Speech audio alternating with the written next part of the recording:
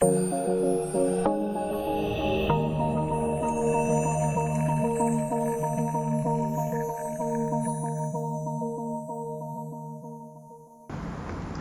assalamualaikum warahmatullahi wabarakatuh. Selamat pagi semuanya dan salam budi luhur. Bertemu lagi dengan saya Eza Budi Perkasa. Hari ini saya akan menjelaskan pertemuan kedua dari mata kuliah Desain dan Analisa Algoritma, di mana kali ini saya akan menjelaskan tentang tipe data elementer. Jadi tipe data dalam setiap bahasa pemrograman itu bisa berbeda-beda atau juga bisa sama. Ya, dia ada ciri khas masing-masing, tergantung dari penggunaannya apa aja. Ya. Jadi khusus untuk Java yang kita pelajari ini, dia memiliki tipe data elementer. Jadi tipe data elementer ini merupakan tipe data dasar sebanyak 4 buah. Yang pertama adalah karakter, lalu ada tipe data integer, lalu ada tipe data floating point, dan ada tipe data boolean. Kita satu-satu. Yang pertama yaitu tipe data karakter. Tipe data karakter kalau dalam bahasa Java itu ditulis sebagai char, C-H-A-A-R. Dan karakter ini ciri khasnya adalah diapit dengan tanda petik tunggal. Karakter ini sesuai namanya yaitu digunakan untuk menampung data karakter atau tipe data alfanumerik. Jadi bisa angka, bisa huruf atau simbol-simbol. Ya. Dia butuh 1 byte atau 8 bit. Jadi 1 byte itu sama dengan 8 bit, beda ya. Byte dengan bit itu beda. Bit terkiri dari ini, dari angka ini, ya, yang saya kasih warna merah ini merupakan bit tanda yang juga merupakan representasi numerik. Ya. Sedangkan bit selanjutnya menunjukkan representasi numerik setelah diberi tanda. Jadi representasi numerik yang merupakan nilai dari ASCII. ASCII itu adalah kode dari kartu bersangkutan. Ya. Nah, sebagai contoh, saya mau menampilkan karakter A dengan tanda ini. Ya. Jadi ini bukan A biasa, dengan nilai ASCII-nya adalah 225. Jadi saya bagi terus dengan 2 sampai hasilnya 0. Lalu sisanya dibaca dari atas, dari bawah ke atas menjadi seperti ini. Jadi 225 ini nilai bitnya atau binernya kalau kalian kuliah PTI sebelumnya yaitu 111000001. Jadi nilai jadi ini nilainya ada 225 ya. Nah, contoh programnya seperti ini. Untuk contoh program ini silahkan kalian pause ya. Kalau setelah kalian ketik silahkan di play lagi ya. Kemudian sebelum saya melanjutkan ke tipe data selanjutnya, di sini saya akan berbicara sedikit tentang namanya komplemen 1 dan komplemen 2. Jadi komplemen 1 ini maksudnya adalah membalik bit pada representasi numerik, yaitu 0 menjadi 1 dan 1 menjadi 0, jadi dibalik aja ya. Sedangkan komplemen 2 adalah komplemen 1 ditambah 1. Itu yang dipakai di dunia komputer biasanya. Komplemen 1 itu sebelumnya ya, komputer jadul. Kalau komputer sekarang menerapkan namanya komplemen 2. Contohnya, saya punya bilangan 65 dengan 8 bit menjadi 01 00 00 01. Komplemen satunya adalah tinggal ditukar aja, kalau dari 1 menjadi 10 111 110. Itu komplemen satunya. Sedangkan komplemen 2-nya tinggal tambah 1 aja menjadi 10 11 11 111 ya. Sehingga inilah kombinasi bit minus 65, tadi itu positif 05, sekarang jadi minus 65 menjadi 101 11 111 ya. Itu kombinasi bit dari minus 65. Kemudian tipe data selanjutnya adalah integer. Integer ini adalah tipe data untuk menampung data bilangan bulat.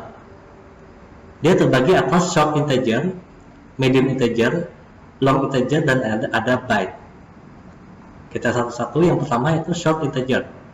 Short integer ini kalau di Java tulisannya adalah short, simple ya, short. Dia membutuhkan 2 byte atau 16 bit. Ingat tadi ya, 1 byte itu adalah 8 bit, jadi tinggal dikali 2 saja. Di mana bit terkiri merupakan bit tanda yang juga merupakan representasi numeriknya. Lalu bit selanjutnya menunjukkan representasi numerik setelah diberi tanda. Nah, kombinasi bitnya ditulis menggunakan komplemen 2 ya.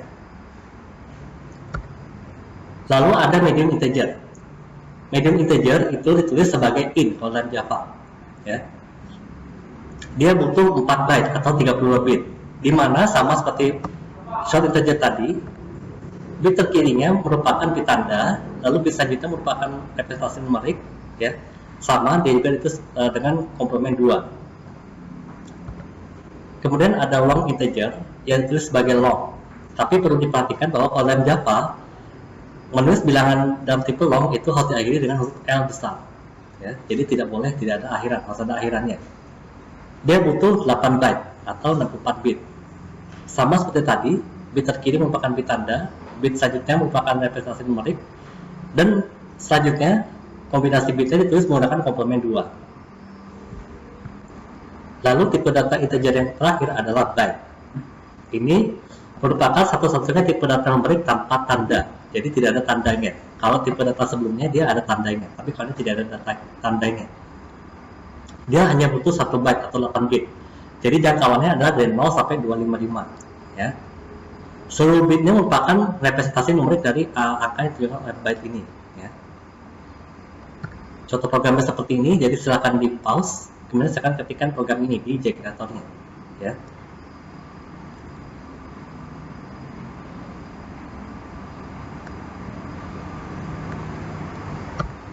Selanjutnya adalah tipe data floating point yang digunakan untuk menampung data bilangan pecahan. Ada dua subtipe dalam floating point ini. Yang pertama adalah single precision floating point. Ini digunakan untuk perhitungan dengan ketelitian yang rendah. Dan ada double precision floating point, yaitu untuk perhitungan dengan ketelitian tinggi, ya. Yang biasa dipakai adalah double precision floating point karena single precision floating point ini ketelitiannya cukup rendah, ya. Kita satu-satu. Yang pertama yaitu single precision floating point. Dalam Java itu sebagai float. Walaupun kita sudah deklarasi tipe datanya, jangan lupa di angkanya ditulis dengan akhiran huruf F kecil, ya. Untuk single precision ini butuh 32 bit atau 4 byte, dimana pada bit pertama yang paling kiri, ya, adalah bit tanda. Kalau 0 dia positif, kalau 1 dia negatif. Lalu bit kedua sampai bit ke-9-nya adalah pangkat, ya. Selanjutnya bit sisanya adalah mantisa, ya, mantisa atau M. Ya, mantisa maksudnya bagian desimalnya, ya. Formatnya adalah plus minus 1,m dikali 2 pangkat E kurang 127, ya. E tadi adalah pangkat, ya. Nah, contohnya seperti ini. Saya mau tahu kombinasi bit dari 6,5 atau boleh juga itu sebagai plus 6,5. Tandanya adalah positif sehingga bitnya adalah 0. Lalu kombinasi bit dari bagian bulat adalah 110. Ingat ya, 6 itu bagian bit-nya adalah 110, ya. Kemudian kombinasi bit dari bagian pecahannya adalah 0,1. Jadi 0,5 itu jadi 0,1, ya.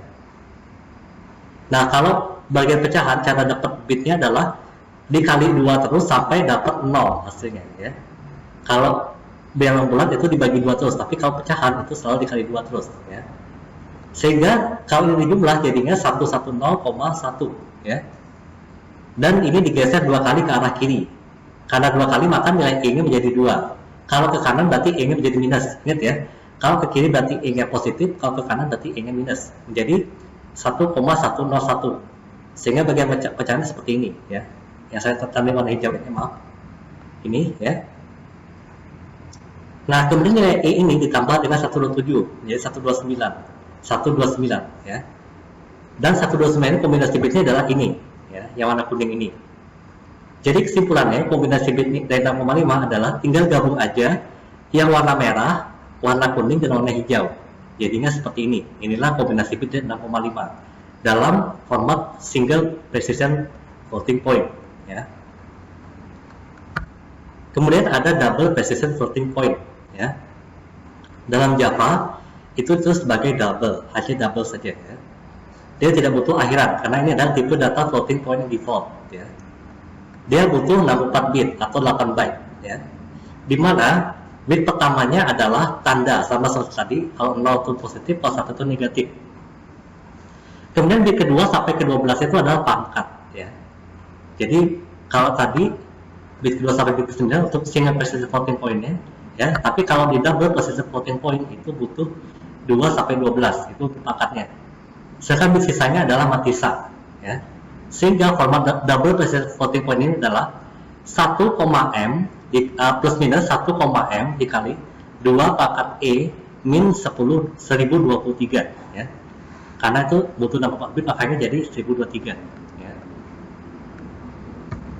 Contoh programnya seperti ini, silahkan di pause, ya, diketikkan di generatornya, ya. Kalau sudah baru di play lagi, ya.